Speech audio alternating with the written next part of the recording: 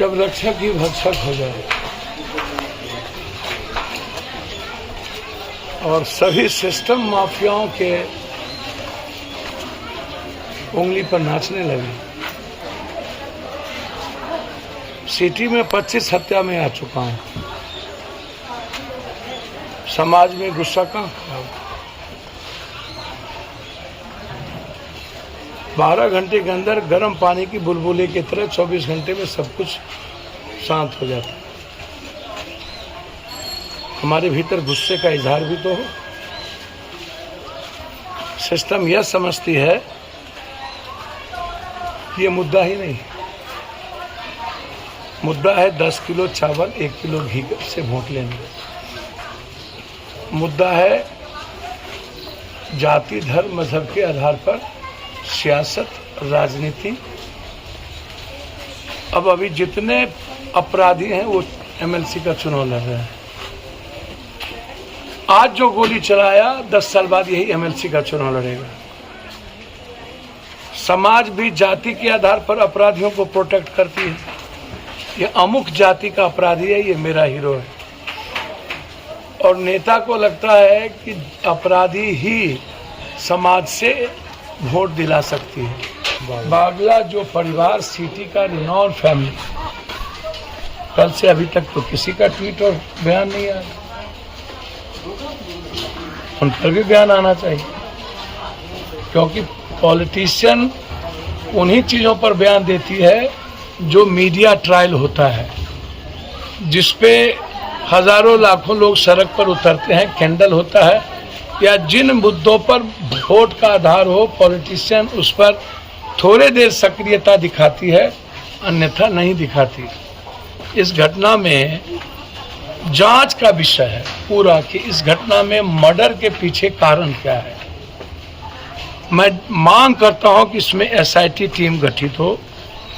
Murder के पीछे कारण क्या है इसकी पूरी जांच हो। 5-5 हत्यारा आता है। अब आप 1500 वैसे तो इस गली में किसी बच्ची का चेन छीन लेता है, मोबाइल छीन लेता है, और इसी पूरा गंगा के घाट से इस इलाके से दारू पूरी की पूरी दारू बिकते हाथ किया है। इतने सज्जन लोग जिसको टारगेट करके 5-5 पिस्टल लाकर 50 गोली से ज्यादा तैयारी करके आके मारना सिर्फ एक कारण नहीं हो सकता, 100 या 1000 रुपया। इसके पीछे सरकमस्टांसेस को देखना चाहिए और उद्भेदन करना चाहिए कि प्रमोद बाबू के मर्डर के पीछे क्या कारण है, कौन कौन लोग हैं, या क्रिमिनल इसके पीछे इतनी तैयारी करके क्यों आए थे। क्या इस प्रमोद जी की घटना के बाद सिटी में या पटना में दीपक की हत्या के बाद क्या सरकार सुनिश्चित करेगी कि अब कोई हत्या नहीं होगी, अब कोई मर्डर नहीं होगा, किसी की मांग सुनी नहीं होगी, किसी का मां का गोद छीनू नहीं होगा? क्या अपराधियों को शूट एंड साइट का ऑर्डर आएगा?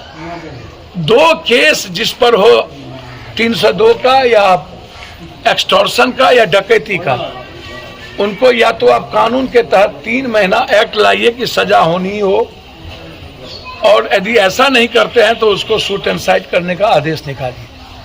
अपराधियों के भीतर इकबाल और डर नहीं रह गया है। अविलंब चारों की गिरफ्तारी चाहता हूं, एसपीडी ट्रायल करके सजा चाहता हूं।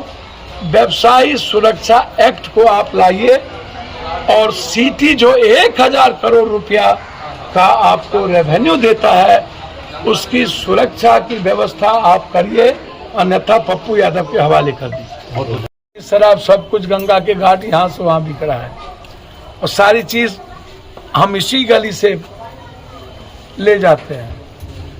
और लगभग जो अपराधी है यंग लड़का है, वो नशे में, ड्रग्स, स्मैक्स और वाइटनर के नशे में, कोरेक्स के नशे में चलता है।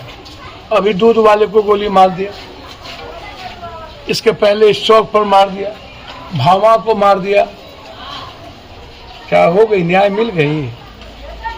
इसके पहले गले व्यापारी को मारा, क्या जस्टिस मिल गया? क्या वो जेल में है? सर, सीटी तो समझिए अपराधियों के निशाने पर है, बारूद के ढेर पर है। जब मन सीटी को समझ लिया है,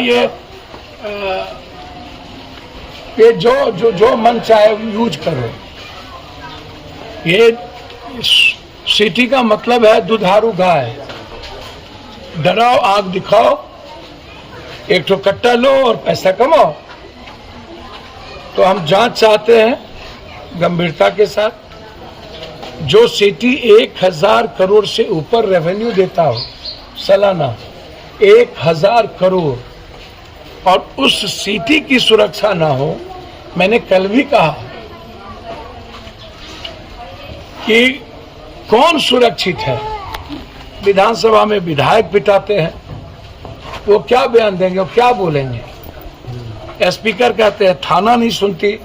बाबू वीर कुंवर सिंह के पोते को पुलिस मारते मारते मार देती है। नालंदा में पुलिस नंगा नाच करती है। हमको दे दो ना, आप बता दो, हम इसी पुलिस से गोली चलवा करके अपराधी को मरवा देंगे। जो पुलिस आज है ना, यही पुलिस दुनिया में नाम न कमा ले तो मेरा नाम बदल देना। मैं इस बात से सहमत हूं कि एक विधेयक सदन में लाया जाए, लोकसभा स्तर पे भी, विधानसभा स्तर पे भी। व्यवसायी सुरक्षा एक्ट। व्यवसायी जो भी, जिस जाति धर्म वर्ग का व्यवसायी, व्यवसायी का मतलब मरवाड़ी या बैस या चौधरी या जसवाल नहीं, जो भी व्यवसायी। व्यवसायी का मतलब जिस जाति के लोग व्यवसाय में इन्वॉल्व हैं,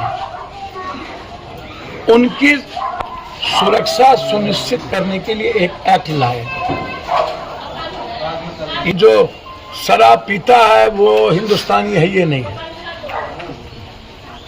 अब वो कल नीतीश जी का बयान आया, वो हिंदुस्तानी नहीं है।